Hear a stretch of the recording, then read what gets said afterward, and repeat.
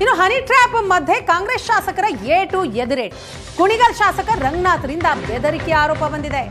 MLC ರಾಜೇಂದ್ರಗೆ Kunigal ಶಾಸಕ ರಂಗನಾಥ್ ಟಾಂಗ್ ಕೊಟ್ಟಿದ್ದಾರೆ. ನಾನು ಮಂತ್ರಿ ಮಗ ಅಲ್ಲ, ಬೆದರಿಕೆ ಹಾಕೋ ಗುಣ ಇಲ್ಲ, ಶಾಸಕನಾಗಿ ಹೇಗಿರಬೇಕು ಅಂತ ಡಿಕೆಶಿ ಹೇಳಿಕೊಟ್ಟಿದ್ದಾರೆ. ನಾನು ಯಾರಿಗೂ ಬೆದರಿಕೆ ಹಾಕಿಲ್ಲ ಅಂತ ಶಾಸಕ ರಂಗನಾಥ್ ಅವರು ರಿಯಾಕ್ಟ್ ಮಾಡಿದ್ದಾರೆ.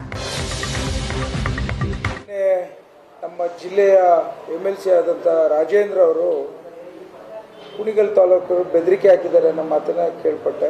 ನಿಮ್ಮ ಮಾಧ್ಯಮದಲ್ಲಿ ಪ್ರಸಾರ ಮಾಡಿರೋಂಥದ್ದು ನೋಡಿದೆ. ನಾನು ಆ ವಿಚಾರದಲ್ಲಿ ಒಂದು ಮಾತನ್ನು ಹೇಳಲಿಕ್ಕೆ ಇಚ್ಛೆ ಪಡ್ತೇನೆ. ನಾನೊಬ್ಬ ಕುಣಿಗಲ್ ತಾಲೂಕಿನ ಸಾಮಾನ್ಯ ಕುಟುಂಬದ ಡಾಕ್ಟರ್ ದೊಡ್ಡಯ್ಯನವ್ರ ಮಗ. ನಾನು ಯಾವ ಮಂತ್ರಿ ಮಗನೂ ಅಲ್ಲ. ನನ್ನ ಹತ್ರ ಬೆದರಿಕೆ ಹಾಕೋ ಗುಣನೂ ಇಲ್ಲ. ಅವೆಲ್ಲ ಭಾಳಷ್ಟು ಸಂಸ್ಕೃತಿಲಿ ಬಂದಿರೋಂಥದ್ದು.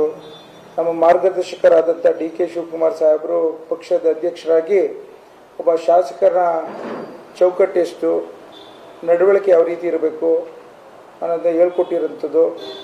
ಸೊ ಹಾಗಾಗಿ ನಾನು ಪಕ್ಷದ ಚೌಕಟ್ಟಲ್ಲಿ ಒಬ್ಬ ಶಿಸ್ತಿನ ಸಿಪಾಯಿಯಾಗಿ ಕೆಲಸ ಮಾಡಿರೋಂಥ ಹಿನ್ನೆಲೆಯಲ್ಲಿ ನಾನು ಆ ಥರ ಯಾವುದೇ ರೀತಿಯಲ್ಲೂ ಗುಣಗಳನ್ನು ಇಲ್ಲ ಅಂತ ಹೇಳಲಿಕ್ಕೆ ಅವರು ಎಲ್ಲೋ ಒಂದು ಕಡೆ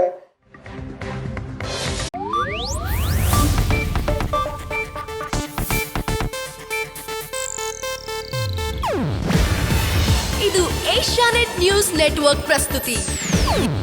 ನೀವು ನೋಡ್ತಿದ್ದೀರಾ ಏಷ್ಯಾನೆಟ್ ಸುವರ್ಣ ನ್ಯೂಸ್.